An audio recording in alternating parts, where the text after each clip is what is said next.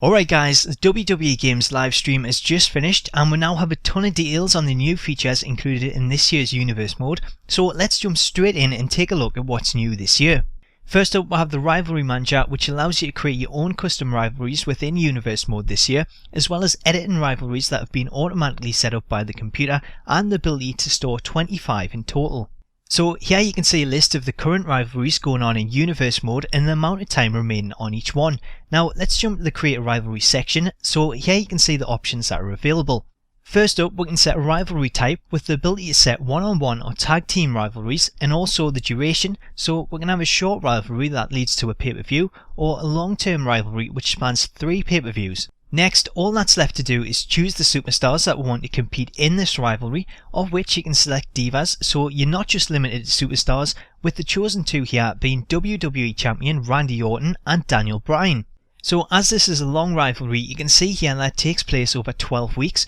which will include 3 pay-per-view events. Now that that's in place, our stars take centre stage on Raw for the main event in the first of their matches. One thing that you'll notice here is that match experience has now been updated, so it's actually now named match pace.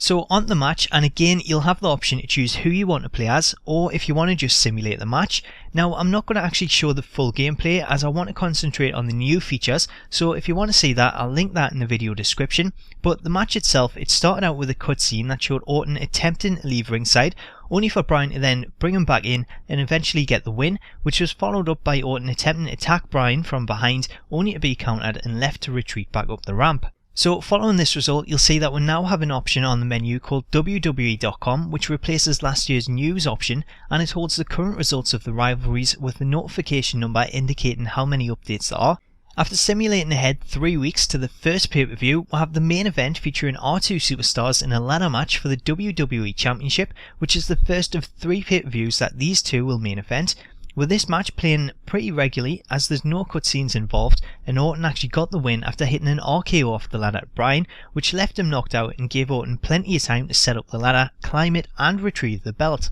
Following this match, heading into the WWEcom tab, and we'll have updated news along with the current rankings that show the current champions and the stats, which as you can see here lists Taker as the superstar with the most WrestleMania appearances and wins. If we then go into the Rivalry Manager again, you can see that we now have a list that contains the history of the current rivalry and the results, so you can go back and see who won which match. So that's the new Rivalry Manager option and how it works. Additionally, you can also set the types of storylines that you'll like to see using the Customize Universe option, which allows you to customize the stories that you'll see appear. Aside from that, the other customizable options allow you to edit the calendar, which lets you add, edit or delete chosen pay-per-views, edit superstar settings, edit the roster, tag teams, current champions, or reset the universe back to its default state. So moving on, let's edit a superstar, which as you can see here, everyone included on the roster also has the retro models available in Universe mode. So here we're going to edit the options for John Cena. Now you'll notice that it's pretty much the same as last year, and again 3 finishers are back, so we do have 3 again this year,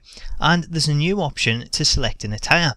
This is actually a feature that I've wanted for quite a while, as it means that you can set one specific attire for a superstar to use throughout the mode. So for example, if you have a created superstar of CM Punk that has his current day attire as the main one, but an alternate SES attire that is also included that you prefer, this year you can set that secondary attire to being the main one used in the mode, as you can with all the superstars that have multiple attires. Additionally, if you don't have a favourite but you'd like to see them use multiple attires in the mode, you can set this to random to have it randomly choose an attire to use. Switching over at the shows themselves, and if we edit a pay-per-view, then the options are the same as last year, such as choosing the show's name, logo and arena. But we do have 2 new pay-per-view main themes this year, which include No Man's Land, which sets all the main event matches to be Cage, Elimination Chamber or Hell in a Cell matches, along with another new theme, King of the Ring, so you can set a main event to be a King of the Ring tournament in Universe mode. The way the tournament plays is exactly the same as exhibition mode last year, with the tournament set to include 8 participants.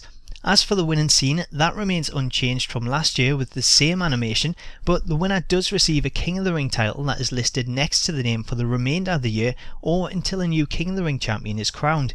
Finally, another new addition this year that will please Diva fans is the ability to create a new All Divas show, as you can now set the Divas Championship to be a major title on a show, which, speaking of titles, will have confirmation on the new WWE Championship, the previous version, Undisputed, Attitude and Wing title versions, along with the World Heavyweight Championship, Classic and WWE versions of the ECW Championship, the Women's and Divas Championships, and the NXT Championship, meaning that we'll be able to create our own NXT show in Universe Mode and set the actual title for it. Apart from that, there is one other option that sees you able to change the amount of matches on a show, with the option set between 3 and 7 matches on minor shows and between 5 and 7 matches on major shows, but apart from that, the other options all remain the same. So that's our first look at Universe Mode. Let me know what you think about it in the comments and if you're happy with the new options, and I'll catch you tomorrow for my hands-on preview of WWE 2K14.